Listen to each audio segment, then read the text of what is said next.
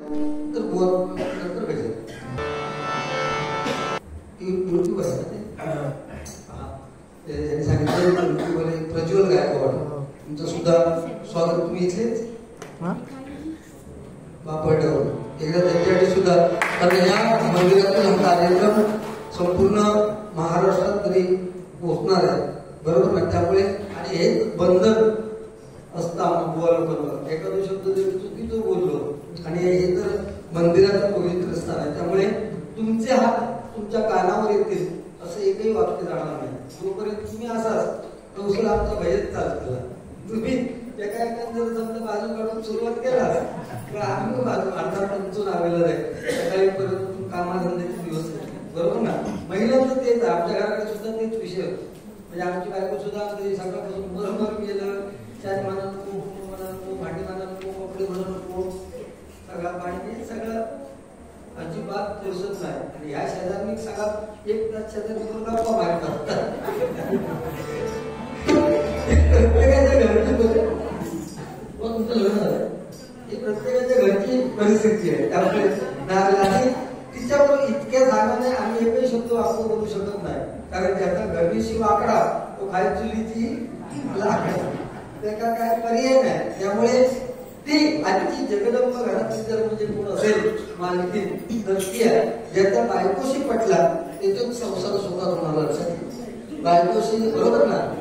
आता हे आजोबा बसले कित्येक वर्षाचा संसाराचा अनुभव त्यांच्या पाठीशी, पण त्यावेळेच्या त्या आमच्या आईमध्ये आणि आताच्या आमच्या बायकोमध्ये जमीन आसमानाचा फरक झालेला आहे. पूर्वी बघा एक म्हणजे मी नेहमी भजनात सांगतो, पूर्वी एक दोन मुलं होईपर्यंत नवऱ्याच्या समोर बायकोनी यायची हिंमत नव्हती, बरोबर ना.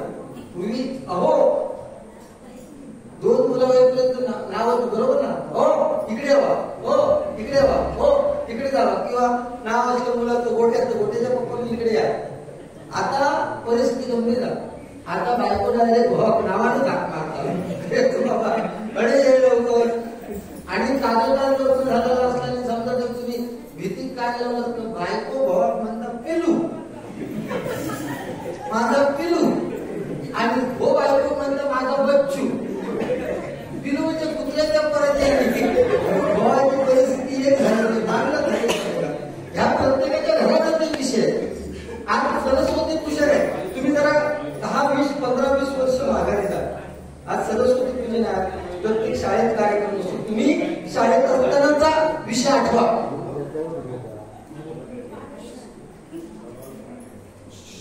गडबडते मी बंद करतो.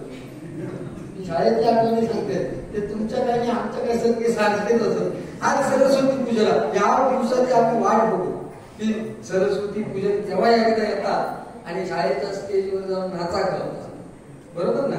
आता तशी परिस्थिती नाही. म्हणजे पूर्वी आम्ही शाळेत त्या सरस्वती पूजन स्टेजवर गेलो का आहे मी आमची अशी बसलेली असायची. स्टेजवर गेलो का याकच घेतला नाचे मोया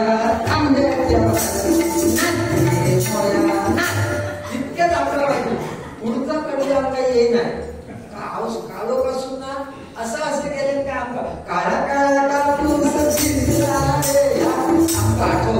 आता नाही, आता मी इथं पण सरस्वती पूजन शाळेचं चालू होतं. तर आता नाचल्या कोणा नाही, घरापासून तयार करून पाठवून देतात. जिला गॉगल बिगल जॅकेट बिकेट घालून तो स्टेजवर गेलो काय गाणं सुरू केल्याने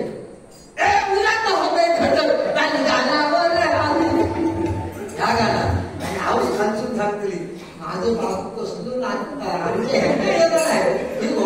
करत वाटतंय. ही परिस्थिती लक्षात घ्या.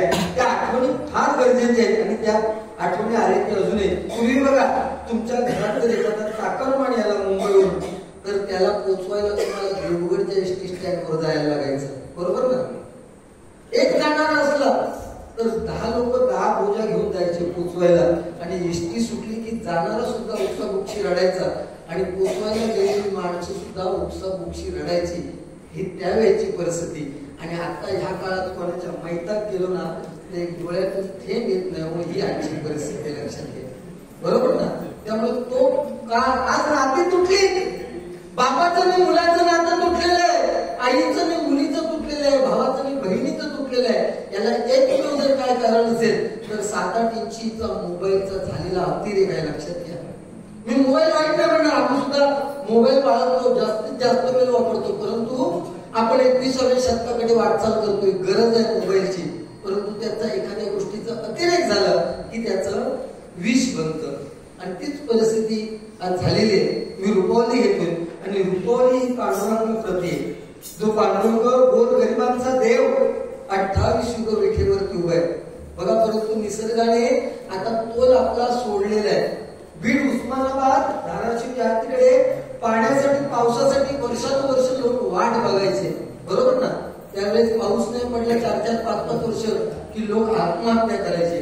आणि आत्ताच्या घडीला 4-4, 5-5 दिवस पाणी तुंबलं अक्षरशः, तरी पण लोक आत्महत्या करतायत, बरोबर ना. त्यामुळे निसर्गाचा तोल ढासळलाय.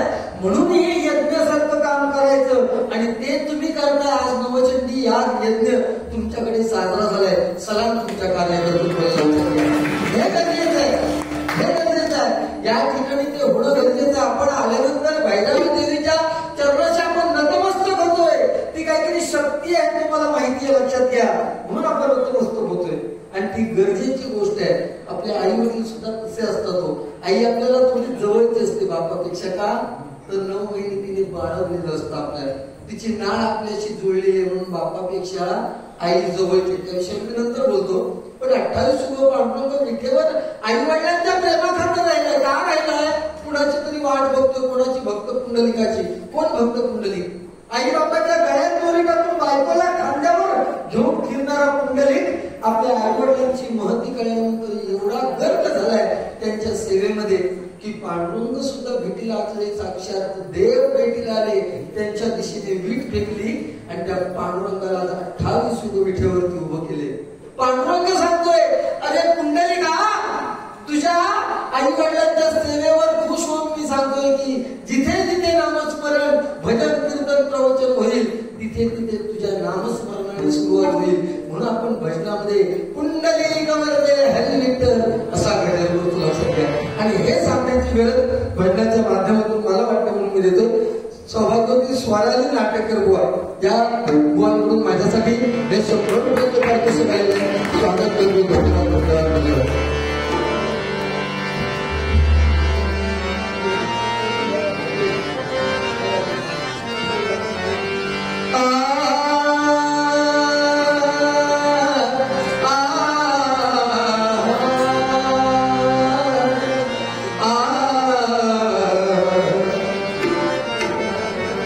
रूप पाहता